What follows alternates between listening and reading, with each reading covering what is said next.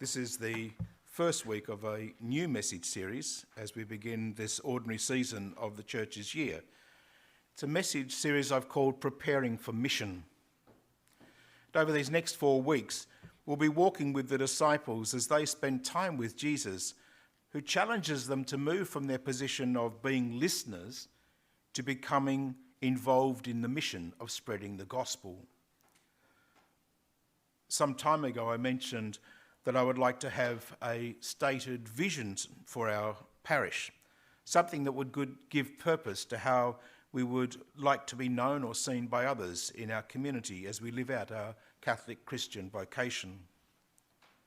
Some comments at the time indicated that I needed to do a little bit more work about explaining what I was talking about, because some thought that what I was suggesting was to have a simple phrase that would bring the gospel down to its lowest common denominator, so that people would think that that's all we had to worry about. I have to say that there are frequently times when how I express things isn't always understood. And I have to admit, and I don't mean this in any way disparagingly, that I had a friend in Devonport who, when I started speaking and I was looking a little bit as if I was off the point, if I looked up and I saw him going,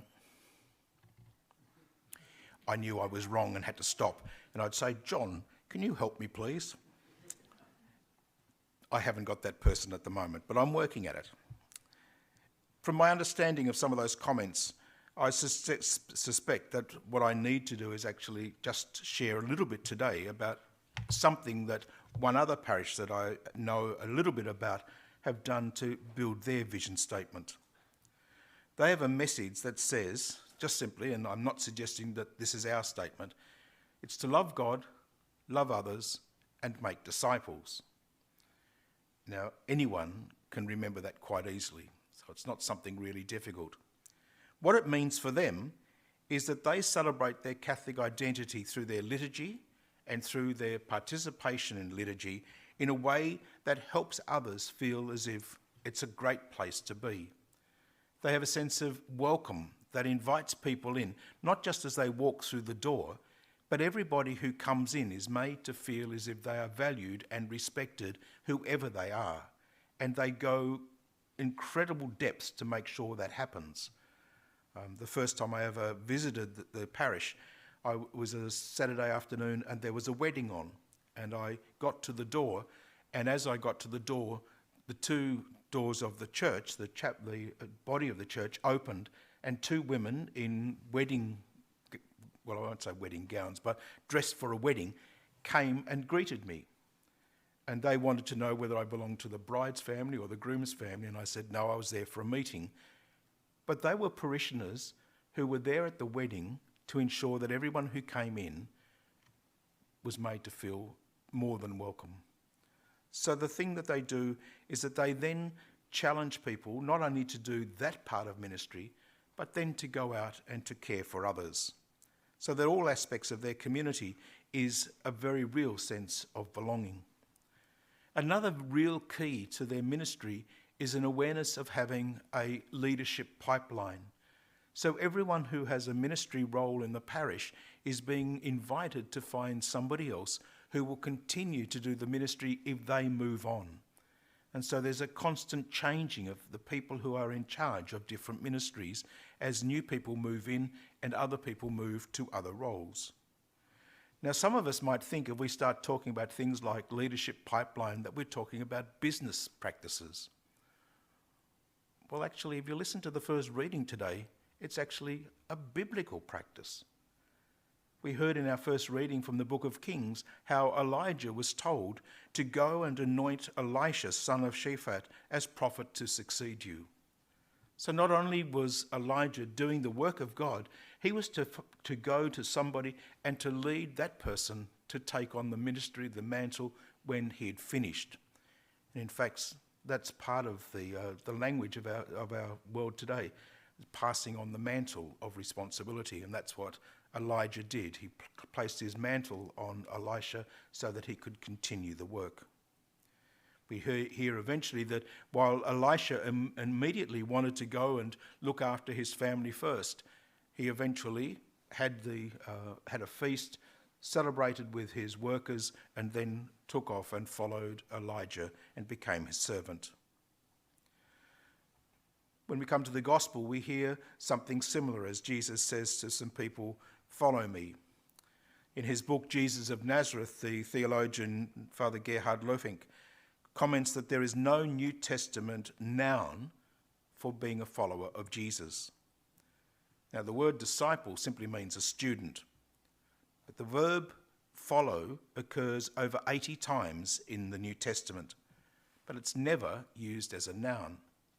There is no dogma or rule or rite that makes one a follower. It's an activity. It's something that is not a status, but something that actually calls us into another kind of lifestyle. And this is particularly evident in our gospel today. It's an intentional kind of activity. Jesus resolutely sets his face towards Jerusalem. In order to ensure that the message was continued, he actually sent people on in front of him. Now, we know that when they first got there, the mission was that we're told that they came to a Samaritan village and the people refused to welcome them because they were heading towards Jerusalem. Sometimes that's the situation for us as we live out our Christian faith, our Catholic faith. People will not accept what we're talking about because we're walking in a different direction or heading in a different way to what they would like to be going or where they want to be. So James and John, whom the Gospels tell us were the sons of thunder, they immediately say to Jesus, "Let's call down destruction on these places." In the Old Testament, that used to be one of the things that happened to people who defied God. They were destroyed. But Jesus turns aside from that, and Jesus says, "Let's leave them, let's go to another place which will welcome us." And so there's a very real sense of when we follow Jesus, we're actually moving towards something positive and not just rejection. The passage continues, and we see 3 other people who are invited to follow him. And each one of them has an excuse. The first tells us he's offered the challenge of being virtually homeless and relying simply on the charity of others. The second, Jesus calls him to leave the dead to bury the dead, and so that he is free to then come and proclaim the good news of the kingdom. And the third wants to go off and say goodbye to everything in his family, his past, so that he can focus on what's ahead. Now, we don't actually hear whether any of those 3 joined Jesus and became disciples. But each of them were challenged. Each of them knows, like us, that it is a real struggle to be faithful to the gospel at every stage of life's journey. We might say yes, but there are times when things happen which make it a little bit challenging, difficult for us. So I suppose the question is, what do we do about how we go forward? There's a popular saying that goes something like, not to decide is actually to decide not to. So we have to make a decision. We have to make a choice. Now, we might look at those 3 characters in the gospel and find one of them relates to something about us. We're familiar with the problems that they have, but it doesn't actually prevent us from saying yes. What really happens is that we're challenged to keep on moving. A disciple will make mistakes. A disciple will let the side down at times. But the real difficulty for us is if we become stagnant, if we do nothing. And that's what Jesus is saying to us today. He's reminding us that we're called to move forward, to be disciples. In his letter to the Galatians, Paul reminds his friends that the love that leads to following Jesus is actually a free response to God's love already poured out on us. So when we say yes, we're actually responding to something that is welcoming and inviting. Those who left behind their nets and their boats, like Elijah who used the tools of his trade to throw a farewell feast, were so captivated by the offer that Jesus had made to them that they then kept on following him and kept on learning. Love alone frees us to follow Christ. When that love captivates us, things like danger, uncertainty, and the lure of the past actually lose their power. We mustn't forget that while Jesus said he had no place to lay his head, he also said that for those who leave home for him and the gospel will be first among those in the kingdom of heaven. So we might ask ourselves the question, who in their right mind would leave everything and follow Jesus today? Well, the first answer is those who say yes to love. Those who say yes to this invitation to life. And that is the challenge for each one of us.